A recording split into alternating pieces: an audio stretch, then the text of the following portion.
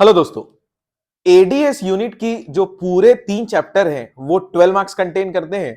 उसमें से अपना पहला चैप्टर हो चुका है aggregate demand and it's related concepts. ठीक है। पहली बात ये डिस्कस कर लेते हैं, तीनों चैप्टर का कोई ऐसा वेटेज फिक्स नहीं किया सीबीएसई ने कि ये तीनों चैप्टर में से कौन से चैप्टर का कितना मार्क्स कंटेन करेगा। बट एडीएस वाला चैप्टर जो था, पहला चैप्टर इस यूनिट का 7th, वो बहुत इंपॉर्टेंट था। अपन चालू कर रहे हैं chapter number 8, income determination and multiplier, जिसे इन्वेस्टमेंट मल्टीप्लायर भी बोला जाता है। सबसे पहले determination of a equilibrium level when an economy is in equilibrium कब होता है? जब AD is equals to S हो जाता है। दैट इज जब पूरे इकोनॉमी में planning to buy is equal to हो जाती है प्लानिंग टू प्रोड्यूस की। अब इक्विलिब्रियम निकालने की दो अप्रोच है, एक होता है एडी और एएस अप्रोच, दूसरी होती है सेविंग और इन्वेस्टमेंट अप्रोच। सबसे पहली बात, एडी और एएस अप्रोच मतलब, फिर से मैं एक बार बोल देता हूं, जिस सिचुएशन पर, जिस पॉइंट पर planning to buy is equal to planning to produce है, उस सिचुएशन को अपन बोलते हैं एडी इक्वल्स टू एएस। वो सिचुएशन बन जाती है जहां पर इकोनॉमी किसमें है? इक्विलिब्रियम पर है। लेकिन ये इक्विलिब्रियम कंडीशन समझने के लिए हम लोगों को कुछ अजम्पशन से समझनी बहुत जरूरी है। सबसे पहली अजम्पशन है कि there will be only two sector model, that is household रहेंगे और कौन रहेगा? फर्म। दूसरा, इन्वेस्टमेंट एक्सपेंडिचर इज ऑटोनोमस। ध्यान देना, इसका मतलब कि इस पूरे चैप्टर में ये जब अपन इक्विलिब्रियम पढ़ रहे हैं, यहां पर investment independent level of income होगा। अगर इनकम बढ़ भी रही है तो भी इन्वेस्टमेंट उसी उतने ही अमाउंट का होगा। इनकम जीरो भी हो रही है या इनकम कम भी हो रही है, इनकम में कोई भी चेंजेस इंपैक्ट नहीं करेंगे इन्वेस्टमेंट को, क्योंकि इन्वेस्टमेंट इनकम के साथ कनेक्टेड नहीं होता, वो प्रॉफिट के साथ कनेक्ट होता है। क्योंकि इन्वेस्टमेंट कौन करता है? Firm sector. और फर्म सेक्टर अपन ने देखा इंड्यूस्ड इन्वेस्टमेंट करते हैं, और induced investment is directly connected to profit level.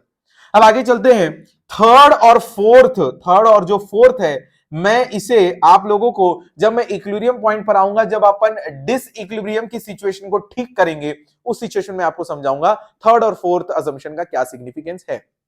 अब आगे चलते हैं, एक टेबल दिया हुआ है, एग्रीगेट डिमांड और एग्रीगेट सप्लाई कहां पर इक्विलिब्रियम पर हो रहे हैं। अब ध्यान से समझा, एम्प्लॉयमेंट लेवल का सिग्निफिकेंस अगेन मैं आपको बता पाऊंगा डिसइक्विलिब्रियम सिचुएशन को रिजॉर्ट करते टाइम पर। अब मैं सबसे पहले देखता हूं यहां पर एडी और एएस कहां इक्वल हो रहे हैं। जब एम्प्लॉयमेंट लेवल 30 है, अब ये 30 लाख हो सकता है, नंबर्स है ये, 30 लाख हो सकता है, 30 करोड़ ले सकते हैं, ये डिपेंड करता है आपकी इकोनॉमी में कितना एम्प्लॉयमेंट लेवल जनरेट हो रहा है। तो ये 30 लेवल पर देख रहे हो AD is equal to AS है, तो इसका मतलब ये जो सिचुएशन है इसे मैं कह सकता हूं ये इक्विलिब्रियम है। ठीक है, जहां पर एडी इक्वल्स टू एस हो रहा है। लेकिन ये बाकी ये वाली सिचुएशन और ये वाली सिचुएशन डिस इक्विलिब्रियम को शो कर रही है। यहां पर AD is greater than AS है और यहां पर AD is less than AS है। अब ध्यान से समझना, पूरा फोकस करेंगे ग्राफ पर और ये एक्सप्लेनेशन पर। ग्राफ में देखो, आपको पता है एएस 45 डिग्री लाइन बनता है, क्योंकि एएस इक्वल्स टू होता है सी प्लस एस, और एएस वाई एक्सिस और एक्स एक्सिस को बीच से डिवाइड कर देता है, दैट इज इक्वल पार्ट में डिवाइड करता है दोनों एक्सिस को। जिस सिचुएशन पर एडी और एएस दोनों एक दूसरे को इंटरसेक्ट कर रहे हैं, जहां पर एडी इक्वल्स टू एएस हो रहा है, वो पॉइंट को मैं बोल देता हूं इक्विलिब्रियम, और जहां पर ये पॉइंट इक्विलिब्रियम है उसे बोलते हैं वो इनकम, वो आउटपुट और वो एम्प्लॉयमेंट लेवल हमारी कंट्री का इक्विलिब्रियम शो कर रहा है। यहां तक समझ जाते हैं। अब आगे समझना, सर तो इसका मतलब ये वाली सिचुएशन और ये वाली सिचुएशन किसको डिनोट कर रही है? यहां पे देखो एडी ऊपर है और एएस नीचे है, मतलब AD is greater than AS, और ये वाली सिचुएशन होती है AD is less than AS. अभी तक मैंने आप लोगों को नेक्स्ट जो दो असम्पशन है वो आपको डिस्कस नहीं किए मैंने। अब मैं आपको डिटेल में समझाता हूं, ये क्वेश्चन जरूर आने वाला है। क्वेश्चंस का सेंटेंस ये होगा कि आप बताइए हमें कि अगर डिसइक्विलिब्रियम होता है या इकोनॉमी इक्विलिब्रियम पर नहीं है तो हम रिजॉर्ट कैसे करेंगे, इक्विलिब्रियम की सिचुएशन पर पहुंचने के लिए हमें कौन से स्टेप्स लेने चाहिए, चेन ऑफ इफेक्ट क्या होगा, कौन से स्टेप्स लेंगे, ऐसे क्वेश्चन आएंगे। तो सबसे पहले डिस्कस करते हैं when AD is more than AS. बहुत ध्यान से समझना, स्लो जाएंगे। It means that consumer and firm together would be buying more ज्यादा खरीदना चाह रहे हैं या ज्यादा खरीदने की प्लानिंग कर रहे हैं। more goods than firms are willing to produce। इसका मतलब कंज्यूमर और फर्म मिलके जितना खरीदने का प्लान कर रहे हैं वो ज्यादा है जितना फर्म्स विलिंग टू प्रोड्यूस कर रहे हैं। इसका मतलब फर्म्स की प्लानिंग टू प्रोड्यूस, फर्म्स की प्लान्ड इन्वेंट्री कम हो गई। फर्म्स की प्लान इन्वेंट्री क्या हो गई? कम हो गई। किसके कंपैरिजन में? जितना कंज्यूमर और हाउसहोल्ड को, दैट इज कंज्यूमर हाउसहोल्ड को मिला के जितना चाहिए उसके कंपैरिजन में planned inventory, planning to produce की इन्वेंट्री क्या हो गई है? कम हो गई। इसलिए क्या लिखा है? Plan inventory would fall below the desired level. हमें चाहिए इतना, वो ज्यादा है जितना फर्म प्लान कर रही है इन्वेंट्री अपने स्टॉक, अपने पास रखने की। इस वजह से फर्म को यहां पर अपने स्टॉक को बढ़ाना होगा। अब ध्यान से समझो, प्रोडक्शन बढ़ाना है। प्रोडक्शन बढ़ाने के लिए हमारे पास दो तरीके हैं, या तो आप लेबर इंटेंसिव जाइए या तो आप कैपिटल इंटेंसिव जाइए। हम कैपिटल इंटेंसिव इसलिए नहीं जा सकते बिकॉज ये अजम्पशन का फोर्थ पॉइंट है कि इक्विलिब्रियम कब हो रहा है? जब इकोनॉमी शॉर्ट रन पर है। सर शॉर्ट रन मतलब हमारे पास इतना इनफ टाइम नहीं है प्लान करने के लिए कि हम इन्वेस्टमेंट कर ले मशीन्स पर, इन्वेस्टमेंट कर ले प्लांट एंड मशीन्स पर, या फिर टूल्स या बिल्डिंग्स पर, कि हमारा, ध्यान से सुनना अगली लाइन, डिमांड के अकॉर्डिंग सप्लाई को चेंज कर ले। इसीलिए हम सिर्फ और सिर्फ कौन से इंटेंसिव के थ्रू जाएंगे? लेबर इंटेंसिव के थ्रू। किसके थ्रू जाएंगे? लेबर इंटेंसिव के थ्रू। इसका यह मतलब हो जाता है कि अगर आप लेबर इंटेंसिव के थ्रू जा रहे हो तो एम्प्लॉयमेंट जनरेट होने वाला है। सर अगर डिमांड ज्यादा हो रही है और सप्लाई कम है तो सर प्राइस पे क्यों नहीं आप कर लेते? वाई ओनली हम प्रोडक्शन के पॉइंट ऑफ व्यू से जा रहे हैं? क्योंकि थर्ड असम्पशन देखो, price level is assumed to be remain constant. Price को छेड़छाड़ नहीं किया जा रहा है। तो अगर प्रोडक्शन बढ़ाना है, सप्लाई को बढ़ाना है, तो हम शॉर्ट रन में इसलिए हम सिर्फ कौन सा यूज करेंगे? Labour intensive. आगे देखो क्या लिखा है मैंने, फर्म्स वुड इंक्रीज प्रोडक्शन, तो इसकी वजह से it will increase the employment and क्या लिखा है? Output level. जरूरी नहीं है कि इकोनॉमी में हर बार एडीज ग्रेटर देन एएस होगा। सिचुएशन ऐसी भी बन सकती है कि एडीज लेस देन एएस है। इट मींस, इसका मतलब आप दिमाग लगाओ, इस बार planned inventory, planning to produce ज्यादा हो गई है। जितना कंज्यूमर या हाउसहोल्ड टोटल डिमांड कर रहे हैं उसके कंपैरिजन में हमारे पास प्लान्ड इन्वेंट्री या हमारे पास स्टॉक या हमारे पास प्लानिंग टू प्रोड्यूस ज्यादा है। तो मैं लिखा हूं, it means that consumer and firm together would be buying less goods than what firms are willing to produce. Again इसका मतलब प्लान्ड इन्वेंट्री हमारे पास ज्यादा है, plan inventory would rise above the desired level. जितना मार्केट में consumer या firm या हाउस होल्ड जितना टोटल डिमांड कर रहे हैं वो कम है जितना हम लोग प्लानिंग टू प्रोड्यूस कर रहे हैं। ऐसी सिचुएशन में फर्म क्या करेगी? प्रोडक्शन को कम करना चाहेगी या प्लानिंग टू प्रोड्यूस डिक्रीज क्या कर रहे हैं अपन? Planning to produce, planning to produce का जो हमारा क्वांटिटी है उसे डिक्रीज करेंगे। अब उस प्लान में हो सकता है जितनी हमें जरूरत है रिसोर्सेस की, अगर उससे ज्यादा रिसोर्सेस हमारे पास अवेलेबल हैं तो उन रिसोर्सेस को हमें डिक्रीज करना होगा। Firms would decrease the production, it will decrease the employment and output level. इसमें कुछ बातें ध्यान रखनी है कि जब भी आप लोग आउटपुट कम करना चाहोगे तो आपको साथ में क्या कम करना पड़ेगा? एम्प्लॉयमेंट। और अगर आप एम्प्लॉयमेंट आउटपुट कम करोगे तो ऑब्वियस सी बात है इसका डायरेक्ट इंपैक्ट किस पे पड़ेगा? इनकम पर। एक बात ध्यान रखना, इस सिचुएशन में हमारे पास प्लानिंग टू प्रोड्यूस कम करने की वजह से, एम्प्लॉयमेंट कम करने की वजह से सबसे बड़ी प्रॉब्लम जाएगी इनवॉलेंट्री अनएम्प्लॉयमेंट की। ये क्वेश्चन बहुत इंपॉर्टेंट रहता है। हम लोग एम्प्लॉयमेंट अगर कम करेंगे तो वो लोग जो एम्प्लॉयमेंट काम करना चाहते हैं, विलिंग टू वर्क है, लेकिन उनको काम हम लोग निकाल रहे हैं क्योंकि हमको प्रोडक्शन या प्लानिंग टू प्रोड्यूस को क्या करना है? कम। It will create the situation of involuntary unemployment. Next topic हम लोग डिस्कस करेंगे दोस्तों, सेविंग एंड इन्वेस्टमेंट अप्रोच। यहां तक था अपना एडीएस अप्रोच। इसमें सिर्फ ये दो बातें बहुत ध्यान से समझेंगे। इसका एक्सप्लेनेशन अगर आपको आ गया तो आपको 3 से 4 नंबर का क्वेश्चन मिल जाएगा। शुरू करते हैं नया टॉपिक, सेविंग और इन्वेस्टमेंट अप्रोच। हेलो दोस्तों, चालू करते हैं इस चैप्टर का, that is chapter number 8 income determination में इक्विलिब्रियम लेवल के बारे में डिस्कस कर रहे थे। एडीएस अप्रोच पढ़ चुके हैं, दूसरे अप्रोच के बारे में डिस्कस करते हैं, सेविंग एंड इन्वेस्टमेंट अप्रोच। बात करते हैं सेविंग और इन्वेस्टमेंट अप्रोच आई कहां से, ठीक है, दो अप्रोच क्यों है। एडी इक्वल्स टू एस को अगर अपन एक इक्वेशन माने तो एडी और एस का अगर अपन फॉर्मूला पुट करें तो ये होता है सी प्लस आई और ये होता है सी प्लस एस। अब ऑब्वियस ही बात है, एडी का भी कंपोनेंट और एएस का भी कंपोनेंट कंजम्पशन है, तो इस कंपोनेंट को अगर अपन लोग कंसीडर ना करें, अगर हम कंसीडर ना करें तो हमारे पास एक एडीएएस से निकली हुई एक अप्रोच मिल रही है, सेविंग और इन्वेस्टमेंट अप्रोच। ठीक है, इसके पीछे का जो बहुत ज्यादा डीप नॉलेज आपको चाहिए वो रेगुलर क्लास में मैंने आपको दे दिया था, लेकिन ये ओवरव्यू है तो इसलिए मैं चालू करता हूं सेविंग और इन्वेस्टमेंट अप्रोच। फिर मैं बताता हूं determination of equilibrium level where economy is in equilibrium when AD is equals to S, वो चैप्टर का टॉपिक। फिर उसके बाद दो अप्रोच है एडी इक्वल्स टू एस जो कि मैं आपको बता चुका हूं। अभी हम लोग पढ़ने वाले हैं इक्विलिब्रियम लेवल किस पॉइंट ऑफ व्यू से, सेविंग और इन्वेस्टमेंट के पॉइंट ऑफ व्यू से। अब डिस्कस करते हैं चार अजम्पशंस। पिछले टॉपिक दैट इज एडी और एएस अप्रोच वाले में मैंने आपको डिटेल में बता दिया था कि अजम्पशंस का क्या यूज है और हमने अजम्पशंस क्यों ली है, तो उसको बाद में फिर से डिस्कस करने की जरूरत नहीं है। अपन सीधे चलते हैं इस टॉपिक पर, सेविंग और इन्वेस्टमेंट कहां पर इक्वल हो रहा है। 30th एम्प्लॉयमेंट लेवल पर हमारा सेविंग और इन्वेस्टमेंट इक्वल हो रहा है, दैट इज ये पॉइंट है जहां पर इकोनॉमी कहां पर है, इक्विलिब्रियम लेवल पर खड़ी है। इससे पहले क्या है, इससे पहले देखो ये माइनस में है, मतलब ये प्लस और ये माइनस, मतलब इन्वेस्टमेंट ज्यादा, तो अपन लिख सकते हैं saving is less then, saving is less then, saving is less then. यहां पर अगर अपन देखेंगे तो saving is greater then, saving is greater then और सेविंग इज ग्रेटर देन।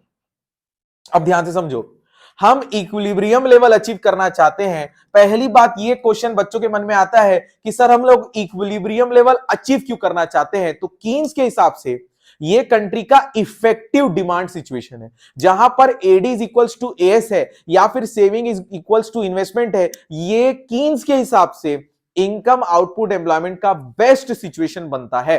आगे चलते हैं, लेकिन अगर सेविंग इक्वल नहीं होता इन्वेस्टमेंट से, दैट इज डिसइक्विलिब्रियम होता है, तो उस डिसइक्विलिब्रियम की सिचुएशन को रिजॉर्ट करना ठीक कैसे करेंगे, उसके लिए अपन चलते हैं when saving is less than investment. अपन मैं इस सब की बात कर रहा हूं, when saving is less than investment, it means that household are consuming more and saving less, क्योंकि सेविंग इज लेस है मतलब खर्चा ज्यादा हो रहा है, प्रोपेंसिटी टू कंज्यूम ज्यादा है, या टैक्स कम होंगे, गवर्नमेंट एक्सपेंडिचर ज्यादा कर रही है।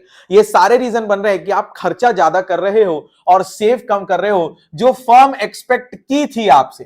फर्म ने एक्सपेक्ट किया था कि आप कम खर्चा करोगे और सेव ज्यादा करोगे, इसलिए उन्होंने प्लानिंग टू प्रोड्यूस कम की थी।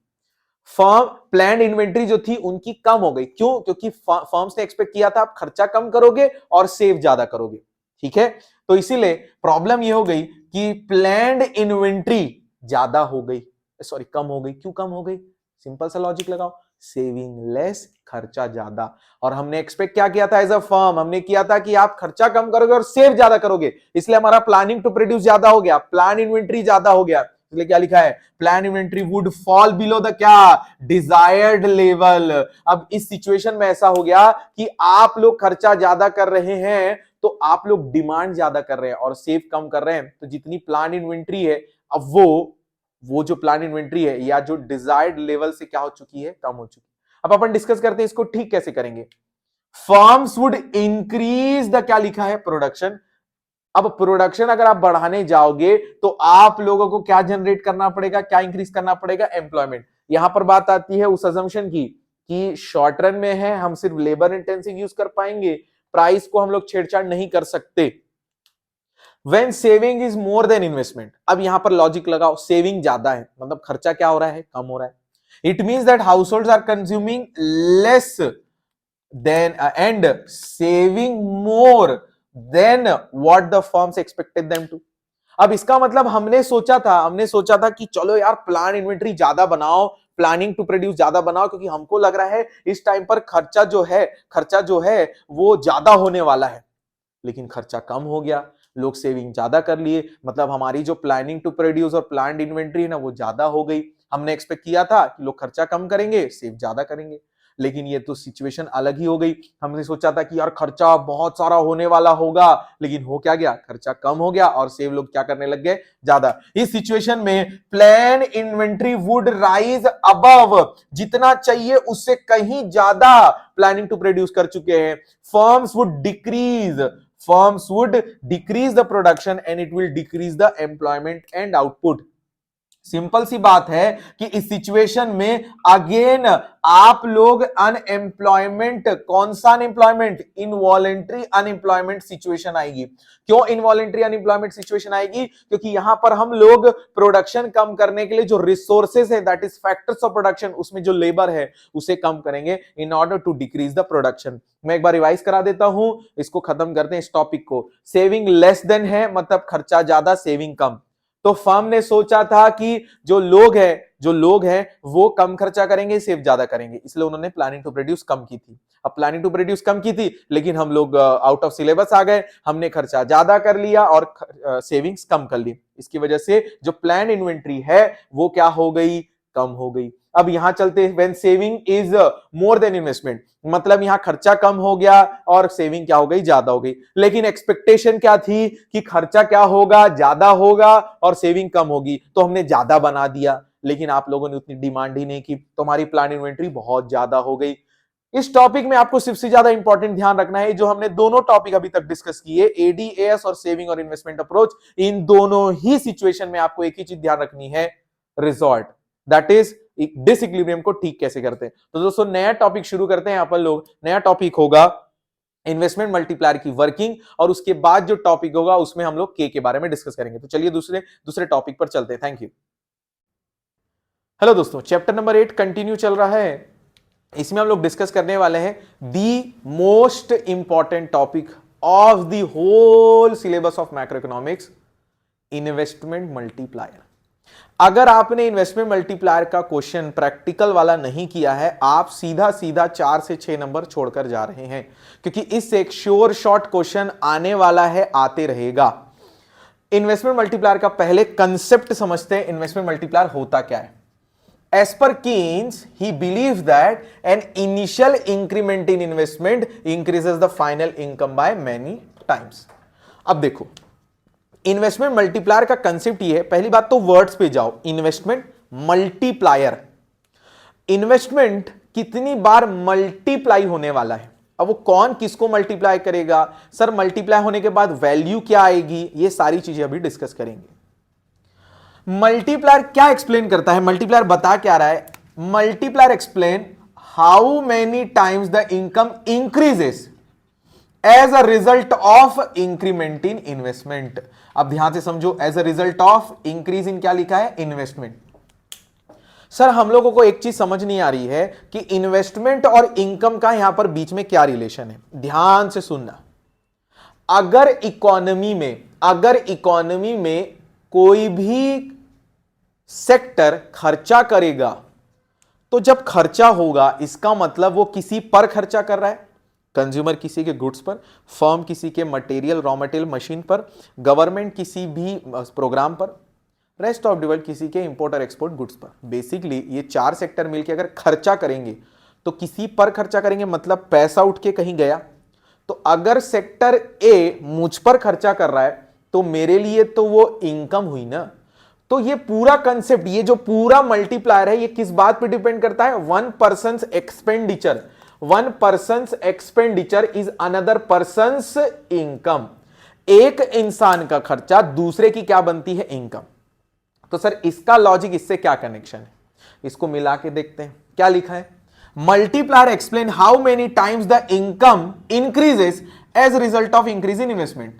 One person expenditure is another person income. तो वन पर्सन एक्सपेंडिचर अगर बढ़ेगा तो दूसरे की इनकम भी बढ़ेगी। इसका मतलब मल्टीप्लायर एक्सप्लेन कितनी बार इनकम बढ़ जाएगी, वो डिपेंड करता है खर्चा करने वाले के ऊपर कि वो खर्चा ज्यादा करना चाह रहा है, कम करना चाह रहा है। Higher the expenditure will lead to higher level of generation of income, lower the expenditure will lead to lower level of generation of income. क्यों? क्योंकि one person expenditure is another person income. आगे चलते हैं, multiplier निकालते कैसे? Multiplier is the ratio of increase in income that is change in Y due to an increase in investment. K का formula क्या है? Change in Y upon change in आई। ये क्या बता रहा है कि कितने टाइम्स इनकम बढ़ी है, किसकी वजह से? इन्वेस्टमेंट में इंक्रीज की वजह से। अब आगे डिस्कस करते हैं, When an additional investment is made, जब एडिशनल इन्वेस्टमेंट मेड होगा तब आपकी क्या इनकम होगी? इंक्रीज होगी, क्योंकि one person expenditure is another person income. But how many times वो इनकम इन्वेस्टमेंट से कितनी ज्यादा होगी वो अपने को निकालना है। एग्जाम्पल के लिए, मैंने 100 रुपए खर्चा किया पर्सन ए पर, पर्सन ए, पर्सन बी पर, पर्सन बी, पर्सन सी पर। भैया खर्चा तो करना पड़ेगा ना, आपकी नीड जो भी हो। मेरे को स्कूल वालों ने मेरे को 1 लाख रुपए दिए एज ए ऑनरेरियम। मेरे को कॉमर्स का, इकोनॉमिक्स का पूरा सिलेबस कंप्लीट कराना था 1 महीने में, उन्होंने मेरे को पैसा दिया पर्सन, ठीक है। मैं उससे खरीद रहा हूं एक मोबाइल, मैंने मोबाइल वाले को खर्चा किया। मोबाइल वाले को फर्नीचर ठीक कराना था, उसने फर्नीचर वाले पे खर्चा किया। तो ये चेन तो चलती रहेगी। तो हर बार एक्सपेंडिचर तो हो ही रहा है, बट इनकम और ज्यादा जनरेट हो रही है ना। इन्वेस्टमेंट तो एक बार हुआ, स्कूल ने किया, इसके बाद तो सिर्फ और सिर्फ क्या हो रहे हैं? इन्वेस्टमेंट नहीं हो रहे, अब तो क्या हो रहे हैं? एक्सपेंडिचर्स हो रहे हैं। तो एडिशनल इन्वेस्टमेंट इनकम को कितनी बार जनरेट करके देता है, कितनी बार उसको मल्टीप्लाई करता है, that is the working of multiply. Example के लिए चलते हैं, राउंड 1 में स्कूल ने मुझे 100 रुपए दिए। स्कूल ने मुझे कितने दिए? 100 रुपए। तो मेरी इनकम कितने से जनरेट हो गई? 100 रुपए से। अब मान के चलो मेरी हैबिट है कि मैं एडिशनल इनकम में से 90% खर्च कर देता हूं।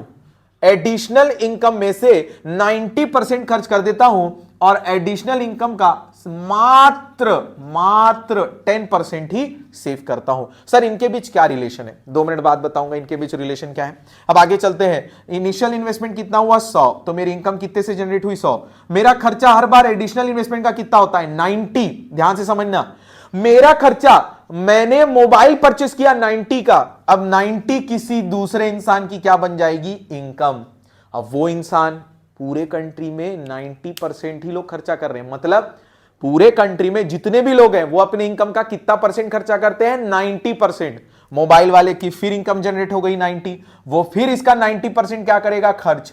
ऐसे करके हर बार कितनी इनकम जनरेट हो रही है? 90%। अब एक बहुत ध्यान से सुनना एक बात, एडिशनल इन्वेस्टमेंट तो एक बार हुआ है, बाकी तो अब खर्चे हो रहे हैं।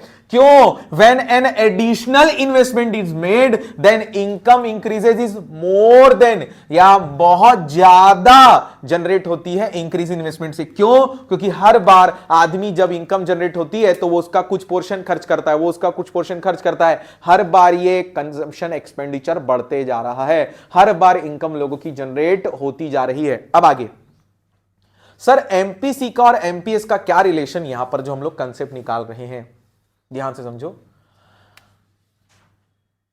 डायरेक्ट रिलेशन है मल्टीप्लायर और एमपीसी के बीच। क्यों? क्योंकि आप अपनी इंक्रीज्ड इनकम का कितना कंजम्पशन करोगे ये डिपेंड करता है आपके एमपीसी की वैल्यू पर। मतलब सर अगर आपकी एमपीसी की वैल्यू 80% है तो आप अपनी इंक्रीज्ड इनकम का सिर्फ 80% खर्च करोगे, तो हर बार 80% इंक्रीज होगा। अगर आप सोच रहे हो इकोनॉमी में सिर्फ 20% ही इंक्रीज इनकम का खर्चा हो रहा है, तो हर आदमी कितनी इनकम एक्सपेंडिचर करेगा? 20%। तो भाई अब ध्यान से समझना, मैंने बोला था higher the level of expenditure will lead higher level of generation of income, उतनी ज्यादा इनकम जनरेट होगी। इसीलिए रिलेशनशिप देखते हैं, इन दोनों की भी डायरेक्ट रिलेशन है। भैया मेरा खर्चा 1% expenditure is another person income, तो ज्यादा खर्चा दूसरे की ज्यादा इनकम, कम खर्चा दूसरे की कम income. In case of higher MPC ले लेते हैं 90% और ले लेते हैं यहां 70%। अगर कंट्री में एडिशनल इनकम का 90% हर इंसान खर्चा कर रहा है, इसका मतलब इनकम भी ज्यादा जनरेट हो रही है। और अगर इनकम ज्यादा जनरेट हो रही है, इसका मतलब एडिशनल इन्वेस्टमेंट का ज्यादा टाइम्स ज्यादा टाइम्स इनकम क्या होगी, जनरेट होगी। इसका मतलब in case of a higher level of MPC multiplier ज्यादा आएगा। क्यों ज्यादा आएगा? क्योंकि इनकम ज्यादा जनरेट हो रही है। In case of a lower MPC मतलब इनकम जो जनरेट हो रही है वो कम जनरेट हो रही है, और अगर इनकम कम जनरेट होगी तो वो कम टाइम से जनरेट होगी। इसका मतलब लोग सेव ज्यादा कर रहे हैं, खर्च कम कर रहे हैं, और अगर खर्च कम कर रहे हैं मतलब 1% एक्सपेंडिचर इज लेस, तो अनदर पर्सन भी इनकम भी क्या होगी, लेस। यहां पर लिखा है in case of a lower MPC multiplier क्या हो जाएगा, कम। तो in case of higher MPC multiplier ज्यादा, in case of a lower MPC multiplier will be less. Multiplier और एमपीएस का रिलेशन अगर आपको जानना है तो वैसे तो बुक में ऑलमोस्ट सिर्फ एमपीसी के बारे में दिया, लेकिन मैं आपको बता देता हूं मल्टीप्लायर और एमपीसी एमपीएस इनडायरेक्ट रिलेशन समझ गए होंगे कैसे। सोचो कैसे। अगर एमपीएस ज्यादा इसका मतलब खर्चा कम, खर्चा कम मतलब 1% एक्सपेंडिचर इज लेस, तो फिर अनदर पर्सन भी इनकम भी क्या होगी, लेस। तो भैया देखो amount of increase income spent on consumption depends on value of MPC. अगर हायर एमपीसी है मतलब खर्चा क्या है, कम, और अगर खर्चा कम है तो दूसरे की इनकम भी क्या जनरेट होगी, कम। तो इसका मतलब मल्टीप्लाई भी क्या होने वाला होगा, कम। In case of a lower MPS मतलब खर्चा ज्यादा हो रहा है, खर्चा ज्यादा हो रहा है तो लोगों की इनकम भी क्या जनरेट हो रही होगी, ज्यादा, और लोगों की इनकम जनरेट हो रही होगी तो मल्टीप्लाई भी क्या आने वाला होगा, ज्यादा। यहां पर हो गया अपना मल्टीप्लायर और एमपीसी और एमपीएस का रिलेशन। लेकिन यहां पर मैंने एक फॉर्मूले के लिए जगह छोड़ी है, इसकी वजह से इनके बीच एक अलजेब्रिक फॉर्मूला बनता है, k equals to 1/1 minus MPC और k इक्वल्स टू 1/MPS। क्या इसका डेरिवेशन पूछा जाएगा क्या सर? बिल्कुल नहीं, इसका डेरिवेशन नहीं पूछा जाएगा, लेकिन आपको फॉर्मूला याद रहेगा। नेक्स्ट जो टॉपिक हम लोग डिस्कस करेंगे मैं आपको बताऊंगा कि उसमें क्वेश्चंस कैसे सॉल्व करने हैं। चलते हैं लास्ट पॉइंट पर। मल्टीप्लाई, सर मल्टीप्लाई कितना हाईएस्ट आएगा, मतलब कितनी बार इनकम मल्टीप्लाई होगी तो 100 आएगा, 200 आएगा, कितना आएगा? भैया मैक्सिमम तो कोई बात ही नहीं है, मैक्सिमम का तो बात ही नहीं है कि कितने टाइम्स वो जनरेट होने वाला है, क्योंकि कंट्री पे डिपेंड करता है ना कितना एक्सपेंडिचर आगे बढ़ते जाएगा, तो पता ही नहीं हमको वैल्यू। आगे चलते हैं। मैक्सिमम वैल्यू ऑफ मल्टीप्लायर देख रहे हो, इन्फिनिटी। लेकिन इन्फिनिटी कब आएगा, ध्यान से समझो। when MPC is equal to, when MPC is equals to 1, कैसे सर?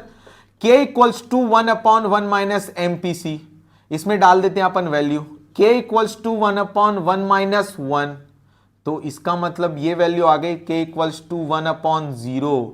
और जब भी आप पॉजिटिव वैल्यू को 0 से डिवाइड करोगे तो आती है वैल्यू इंफिनिटी। तो भैया मैक्सिमम वैल्यू ऑफ मल्टीप्लायर आ रही है इंफिनिटी, कब आएगी? जब कंट्री में वैल्यू ऑफ एमपीसी कितना चल रहा है, 1, और वैल्यू ऑफ एमपीसी 1 चल रहा है, मतलब आदमी इनकम का पूरा पोर्शन क्या कर दे रहा है, खर्च कर दे रहा है। आदमी सेव ही नहीं कर रहा है, मतलब इनकम बहुत बार जनरेट हो रही है। प्रैक्टिकली पॉसिबल नहीं है, बट हम मैक्सिमम वैल्यू देख रहे हैं।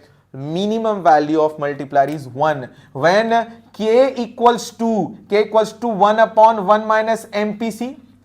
जब MPC क्या होगा पता है? MPC हो जाएगा, ध्यान से समझना, when MPC is 0। लोवेस्ट क्या हो सकता है? खर्च ही ना हो।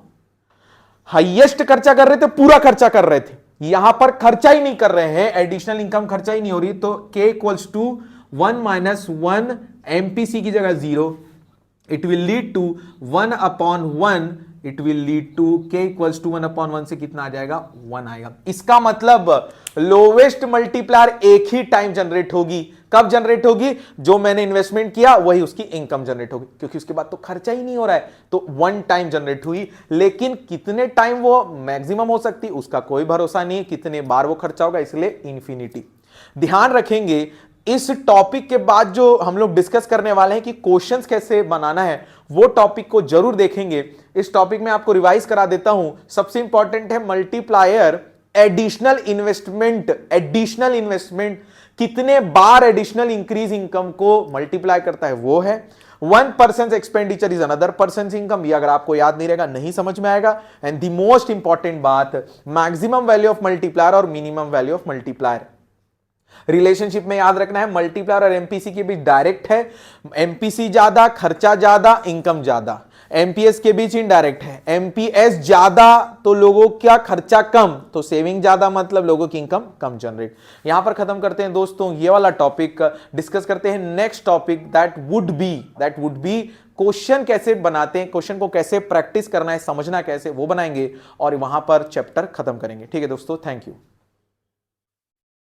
हेलो दोस्तों, ये चैप्टर यहां पर खत्म होगा और नेक्स्ट चैप्टर चालू होगा डेफिसिट डिमांड और एक्सेस डिमांड। ठीक है दोस्तों, एक्सेस डिमांड और डेफिसिट डिमांड को देखने से पहले मैं आपको ये बोलूंगा कि प्लीज बैंकिंग देख लीजिएगा। चालू करते हैं इस चैप्टर का लास्ट टॉपिक, दैट इज जो चैप्टर नंबर 8 चल रहा है, इनकम डिटर्मिनेशन इन्वेस्टमेंट मल्टीप्लायर, उसका लास्ट टॉपिक है।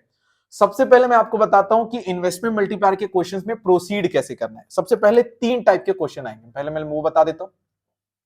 ऐसे क्वेश्चन जिसमें आपको चेंज इन इनकम और चेंज इन आई दोनों दिया रहेगा, जैसे वर्ड्स यूज कर सकता है क्वेश्चन में additional income, increased income, change in level of income, ये कैलकुलेट करने बोलेगा। यही सेम वर्ड इन्वेस्टमेंट के साथ भी अटैच होके आ सकते हैं।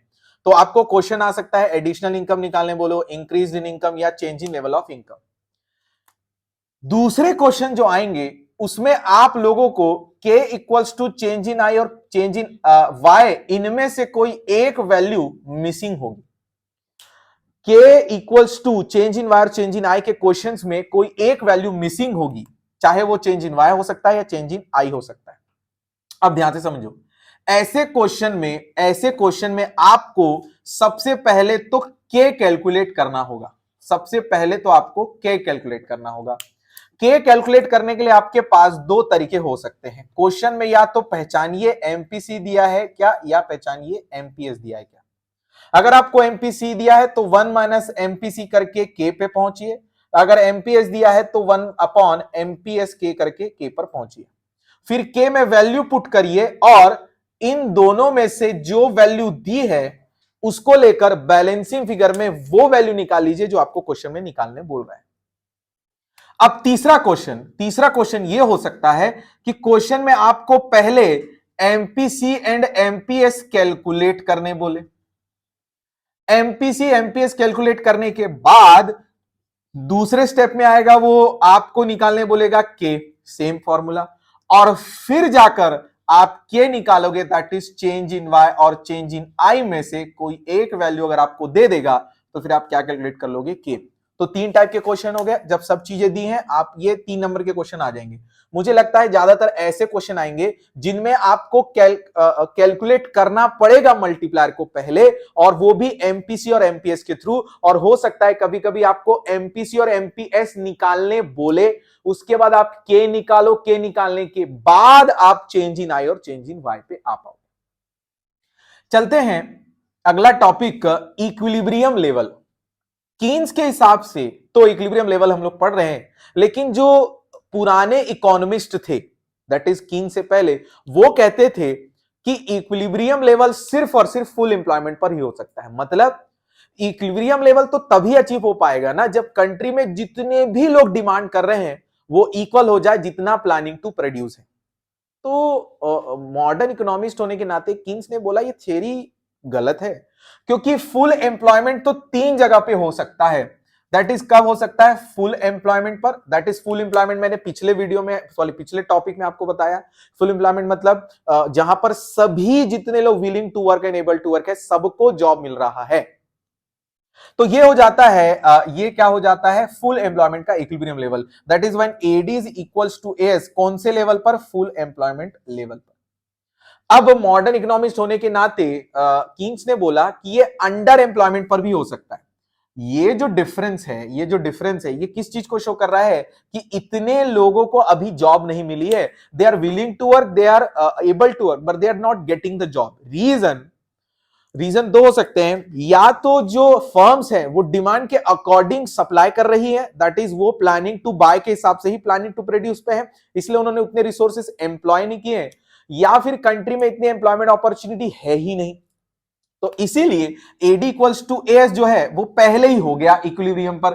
कब हो गया, under employment equilibrium, when AD is equals to S under full employment level. यहां तक चलें दोस्तों। अब over employment equilibrium, over employment equilibrium मतलब होता है जब AD is equal to S over full employment level, मतलब ये हम लोग ऑलरेडी फुल एम्प्लॉयमेंट में पहुंच चुके हैं, there is no idle capacity पर हैं हम लोग, लेकिन सिचुएशन ये बन रही है कि डिमांड उससे ज्यादा हो चुकी है। तो ये जो गैप होगा, ये जो गैप होगा, ये हमारी कंट्री के लिए फुलफिल करना थोड़ा सा मुश्किल है, क्योंकि यहां पर जो फैक्टर्स ऑफ प्रोडक्शन होंगे वो ओवर प्राइस चार्ज कर सकते हैं, क्योंकि रिसोर्सेज को या तो ज्यादा काम करना पड़ेगा या फिर हमें रिसोर्स को एक्स्ट्रा एम्प्लॉय करना पड़ेगा। बट क्योंकि हम लोग फुल एम्प्लॉयमेंट पर है और नो आइडल कैपेसिटी है, तो ये फुलफिल करना हमारे लिए मुश्किल है। That is imaginary concept. यहां पर हम फैक्टर्स ऑफ प्रोडक्शन के या तो प्राइस बढ़ा देंगे या प्रोडक्ट के प्राइस बढ़ जाएंगे, which will lead to inflation का सिचुएशन। यहां पे खत्म होता है दोस्तों chapter number 8, that is income determination and investment multiplier. I hope आपको ये वाला चैप्टर समझ में आया होगा। जो भी आपको डाउट्स हैं संदीप गर्ग पढ़िए, एमसीक्यू करिए और उसके पीछे के प्रैक्टिकल क्वेश्चन जरूर करिए और मुझसे डाउट पूछिए। Thank you so much guys. यहां पे खत्म होता है चैप्टर नंबर 8।